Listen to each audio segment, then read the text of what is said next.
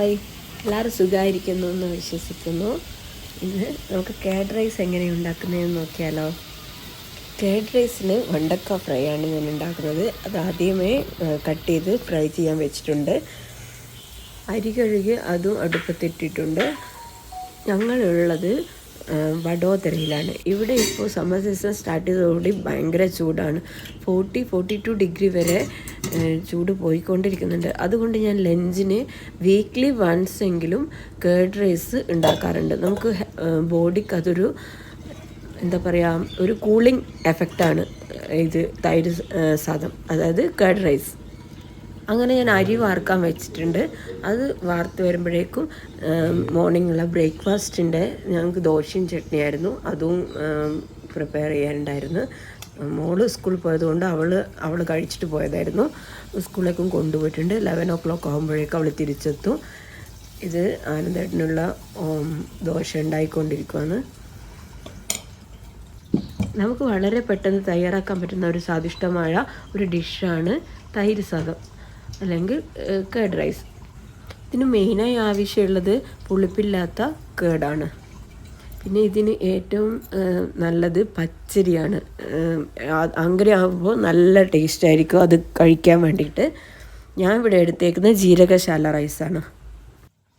ഈ curd rice കഴിക്കുമ്പോൾ നമുക്ക് ദഹന പ്രശ്നങ്ങളൊക്കെ കുറയ്ക്കും.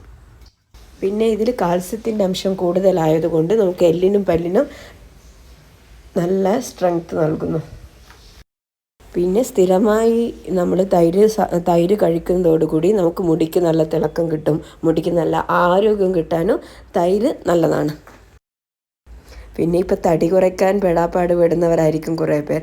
ഇതിൽ തൈര് സാദം കഴിക്കുന്നത് ശരീരത്തിൽ അടിഞ്ഞുകൂടിയിട്ടുള്ള കൊഴുപ്പിനെ ഇല്ലാതാക്കി ശരീരം ഒതുക്കി വയ്ക്കാനും നമ്മളെ സഹായിക്കുന്നു. എല്ലാവരും മസ്റ്റായിട്ട് ഉണ്ടാക്കി നോക്കണേ. നമുക്ക് ഈ ചൂട് കാലത്ത് ഏറ്റവും നല്ല, നമുക്ക് കുട്ടികൾക്ക് കൊടുക്കാൻ പറ്റുന്ന ഏറ്റവും നല്ലൊരു ഡിഷാണിത് കേട്ടോ.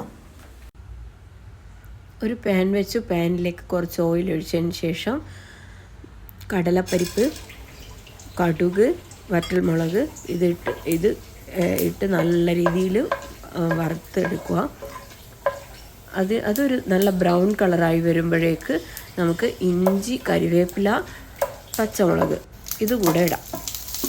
ഞാൻ പിന്നെ ചോറിൽ ഉപ്പിട്ട് വേവിച്ചതായതുകൊണ്ട് ഞാനങ്ങനെ ഇതിൽ ഉപ്പിടുന്നില്ല. ഉപ്പ് നമുക്ക് നമ്മുടെ ആവശ്യത്തിന് വേണ്ടിയിട്ട് ചേർക്കാം. ഇത് നല്ല അതിൻ്റെ ഒരു സ്മെല്ലൊക്കെ മാറിയതിന് ശേഷം നമുക്ക് തൈര് ചേർക്കാം. അപ്പോഴേക്കും സ്റ്റൗ ഓഫ് ചെയ്യണം, ഇല്ലെങ്കിൽ ഇത് പിരിഞ്ഞു പോകും. അതിന് ശേഷം നമുക്ക് നമ്മൾ എടുത്തു വെച്ചിരുന്ന ചോറും കൂടെ ഇതിലിട്ട് നല്ല രീതിയിൽ മിക്സ് ചെയ്യാം.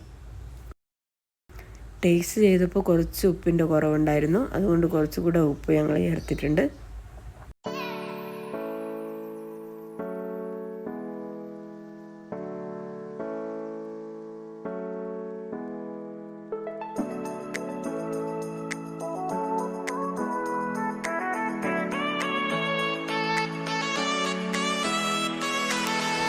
ബാക്കി എടുത്തു വെച്ചിരുന്ന കേട് കൂടെ അതിൽ മിക്സ് ചെയ്ത് നല്ല രീതിയിൽ യോജിപ്പിച്ചെടുക്കുക. അപ്പോൾ സ്വാദിഷ്ടമായ കേർഡ് റൈസ് ഇവിടെ തയ്യാറായി. എല്ലാവരും ഇത് ട്രൈ ചെയ്ത് നോക്കണം. കുട്ടികൾക്കൊക്കെ നല്ലോണം ഇഷ്ടപ്പെടും. നമുക്ക് ഈ ചൂട് കാലത്ത് ഇത് ഏറ്റവും നല്ല ഒരു ഡിഷാണ്. പിന്നെ കടലപ്പരിപ്പിന് പകരം നമുക്ക് ഉഴുന്നുപരിപ്പ് ചേർക്കാം, അണ്ടിപ്പരിപ്പ് ചേർക്കാം. അതൊക്കെ നമ്മളെ ഇഷ്ടം. പിന്നെ തമിഴ്നാട്ടിലൊക്കെ കായപ്പൊടി ചേർക്കുന്നതൊക്കെ കണ്ടിട്ടുണ്ട്. അതും വേണമെങ്കിൽ നമുക്കിതിൽ ചേർക്കാം. അതൊന്നും ഇതിൽ ആഡ് ചെയ്തിട്ടില്ല. ഒരു വട്ടമെങ്കിലും എല്ലാവരും ഒന്ന് ട്രൈ ചെയ്ത് നോക്കണേ. അപ്പോൾ നിങ്ങൾക്ക് എല്ലാവർക്കും വീഡിയോ ഇഷ്ടമായെന്ന് കരുതുന്നു. വീഡിയോ ഇഷ്ടപ്പെട്ട ലൈക്ക് ആൻഡ് സബ്സ്ക്രൈബ് ചെയ്യാൻ മറക്കരുത്. ബായ്.